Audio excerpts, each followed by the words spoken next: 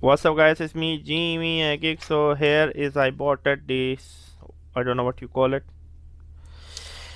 Yeah, the screwdriver, the keychain screwdriver. My brain is like too tired to, I don't even to think what it is. Yeah, I'm that old. So it's a screwdriver, Phillips, a screwdriver. I forgot the name of this one. What is it for one call? Okay, let me just put inside.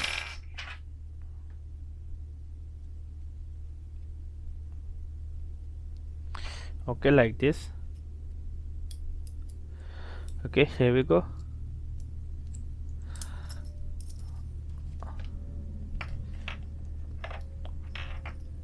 I mean, it's quite good. I mean, we are losing something, tighten something. I personally like it. I mean,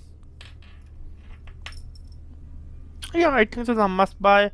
Again, if you do not try to tighten something or losing something which require a lot of the torque, I think so it's not that powerful enough to sustain heavy amount of torque. That will be my opinion. Overall, as you can see, subscribe and buy.